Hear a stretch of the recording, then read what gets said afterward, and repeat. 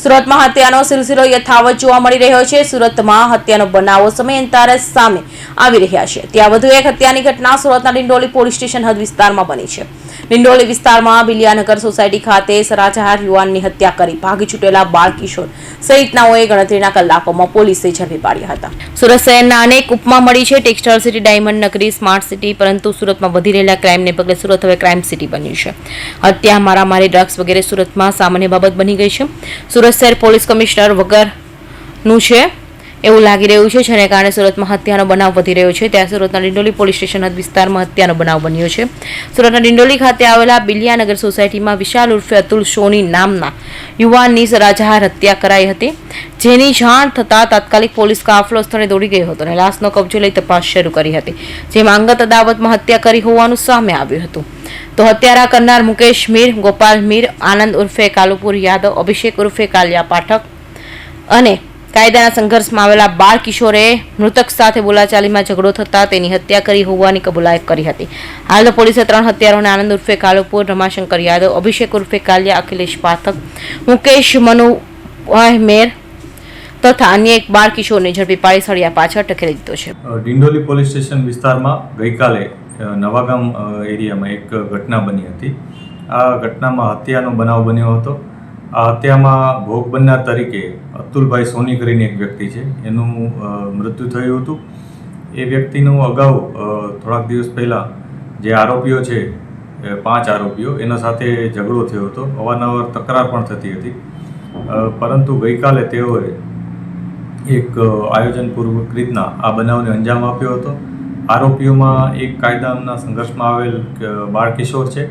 આ ઉપરાંત 4 આરોપીઓ છે, જેમાં મુકેશ મીર, ગોપાલ મીર, આ 2 વ્યક્તિઓ છે, ઉપરાંત એક અભિષેક ઉર્ફે કાલિયા, અખિલેશ પાઠક, આ વ્યક્તિ નામનો આ 3 વ્યક્તિઓ છે અને અન્ય એક વ્યક્તિનું પણ આમાં નામ આવે છે।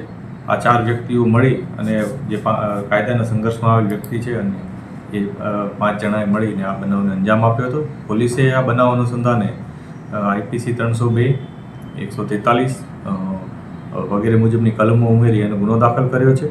આ ગુનો દાખલ કર્યાને તરત જ પોલીસે ગણતરીના કલાકોમાં જ 4 આરોપીઓની અટકાયત કરી લીધી હતી અને કાયદેસરની કાર્યવાહી કરી એમાંથી જે 3 વ્યક્તિઓ છે એની ધરપકડ કરેલ છે અને એક કાયદાના સંઘર્ષમાં આવેલ બાળ કિશોરને રાઉન્ડ અપ કરેલ છે। સાહેબ, આ લોકો કઈ જગ્યા ભાગ્યા હતા અને પોલીસે કઈ મહેનત કરીને આ લોકોને પકડ્યા છે? આ લોકો પોલીસને ઇન્ફોર્મેશન જે મળી હતી એ મુજબ એ લોકો જે ડિંડોલી પોલીસ સ્ટેશન વિસ્તાર છે એનાથી બહારના એરિયામાં જતા રહ્યા હતા। પોલીસે તત્કાલ એમનું પોતાના સોર્સ મારફત ઇન્ફોર્મેશન મેળવી અને આરોપીઓ સુધી પહોંચી ગયા હતા અને પહોંચીને તત્કાલ તેઓને રાઉન્ડ અપ કરી અને લઈ આવ્યા હતા। એકવાર એ લોકોનું આઈડેન્ટિટી વેરીફાઈ કરી હતી, એમનું જે બીજી ડિટેલ્સ છે એ વેરીફાઈ કરી હતી અને ત્યારબાદ તેઓની ધરપકડ કરી હતી। 5 આરોપીઓના સાહેબ તમે નામ કહો, એ આરોપીઓ કોણ છે?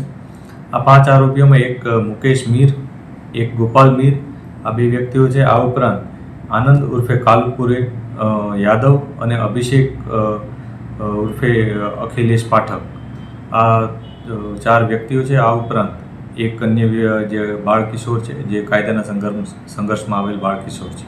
આ કેસથી જોડાયેલું છે, હજુ કોઈ પકડાયું ના હોય એવું? આ કેસમાં હજી એક વ્યક્તિ ગોપાલ મીર એ હજી પકડવાના બાકી છે। એની ધરપકડ પણ જલ્દી થઈ જાય એ માટે પોલીસ પ્રયાસ કરી રહી છે। જે ભોગ બનનાર વ્યક્તિ છે એનું પોસ્ટમોર્ટમ કરાવવામાં આવેલ છે અને પોલીસે જણાવ્યું હતું કે ડિંડોલી વિસ્તારના નવાગામ એરિયામાં હત્યાનો બનાવ બન્યો હતો। ડિંડોલી પોલીસને જાણ કરવામાં આવતા ડિંડોલી પોલીસ તાત્કાલિક ઘટના સ્થળે દોડી ગઈ હતી। અતુલભાઈ નામના વ્યક્તિનું હત્યા કરવામાં આવ્યું હતું। 4 વ્યક્તિ અતુલભાઈ પર તીક્ષ્ણ હથિયાર વડે હુમલો કરી હત્યા કર્યું હતું। પોલીસ હત્યા કરનારાઓની ધરપકડ કરી તેના ડેટા વેરીફાઈ કરી રહી કાયદેસરની કાર્યવાહી કરવામાં આવશે। Bureau report, Hind TV news, Surat.